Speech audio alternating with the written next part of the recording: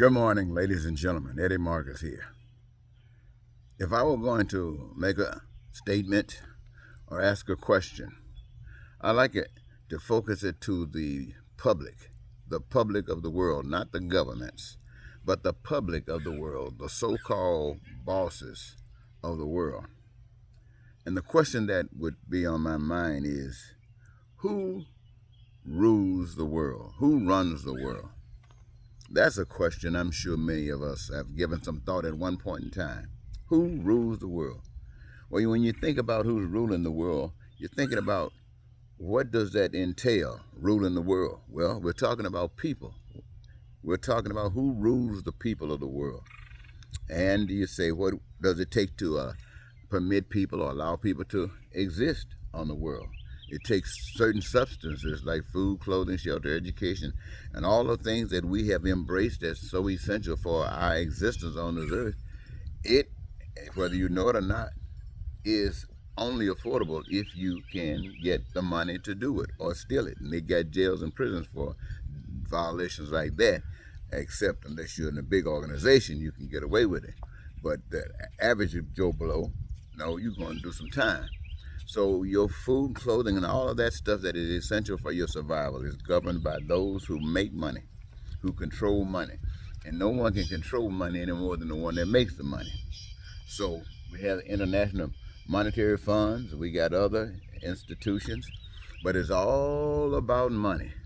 So whoever is making it possible for you to sleep in a house in a bed, or who can making it possible for you to get food, all of these kinds of things. This is what you would call who's ruling the world. And so what we have today is a continuation of a system that has been in place since the beginning of time. It might not have been started with what we call money today, but it was the same essential purpose that was served. So I ask you the question, who rules the world? Now, what brought about that question? That brought about that question is that we were talking about the debt ceiling in the United States of America. I heard that media state that the United States is the only country that utilizes such a medium to determine its growth and how they operate as economic system. All other governments of the world do not. And you ask yourself, well, what is the benefit of a system like this? Well, first of all, let's think about what the problem is right now. The big problem is the ceiling, raising the ceiling. And if you want to raise the ceiling, how you going to administrate that in between to come out with a certain balance? And what is the balance that you are pursuing? What is the goal? What is the objective? What are you trying to do? Well, we see what we're trying to do when you think about cutting taxes. Who benefits from the cutting of taxes? Those with big money. And who does not? Those with little money. So it appears even in this demonstration that you, the people who make the rules and regulations, who hire the people to enforce the rules and regulations, are getting screwed by your own ignorance. And so I bring this to you because I'm thinking about today as I listened, they were talking about preserving the Social Security and preserving the Medicare, and it's not going to be touched. Yet food might be touched for those who are older, not for those who are younger, SNAP programs and things like this. And what I'm looking at is a people governed by their leaders who are allowing them to be bound by a ceiling and have a structure that causes so much pain and suffering depending upon where you are on that ladder. And I ask you people who hire these leaders, what's wrong with you? Are you out of your mind?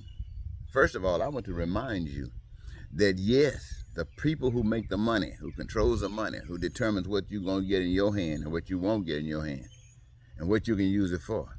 Yeah, they got that power, but that's the power that you gave them. That's the power that you can take away. But that is not the real power.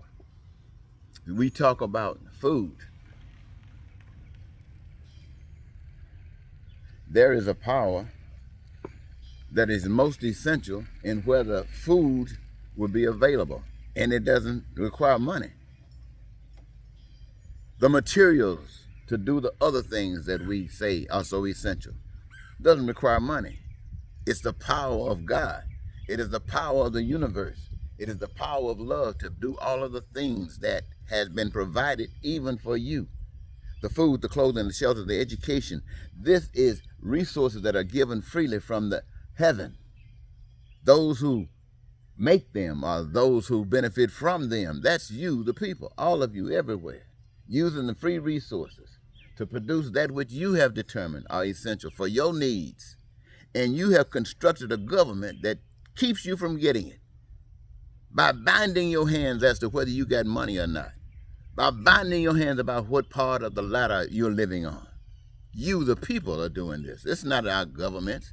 It is you, the people, who are misled by evil and ugliness and demonic forces. Now, why do I say demonic forces? I say demonic forces because you got to be a devil to cause a man or woman, a child to suffer. You got to be a devil to drop bombs on buildings, blowing up old folks and babies. You can't be a child of God doing that. You got to be from the pit of hell to do that. In fact, you got to be from the pit of hell to even construct bombs of this magnitude, forces of this magnitude. Somebody need to tell you something. I'm trying to tell you need to wake up. I'm trying to tell you that you can be living like you. You let somebody tell you about dying and going to heaven. Dying and going to heaven. Living on this earth in pain and suffering, many of you. Your entire life. And you going to church, giving somebody some money, tithes and offering, thinking that you are doing God's work. By sitting up and allow people to screw other folks, and you're doing God's work. I tell you, ladies and gentlemen, only a deceived person could do that. If you knew that you were designed and the earth was designed collectively to brought together in such a way that you would never have to suffer for nothing that you need, that you want or desire, that it would be available to you at your liberty, that you could have peace and prosperity and freedom and joy in your life and happiness in your life, and not only imagine your dreams, but actually live them. If you knew that you didn't have to worry about food, clothing, shelter, education, or anything that's made by the hands of man, all you got to do is recognize God by respecting other people as you want to be respected. That's as simple as hell is. God damn it! Shit! Excuse me. And people have to suffer because somebody told you you were better than others. Somebody told you you deserved more than others. Somebody told you that you were more precious. And in achieving that, you create hate and racism and bigotry and lying and cheating and all these other kinds of things. And you call yourselves got it going on. Well, they say the earth was flooded once by a power that was bigger than all the people on earth. And the people on earth thought they had it going on. But they say only a few were saved. If that happened today, where would you be? Where would you be? I don't need to know your answer. Where would you be?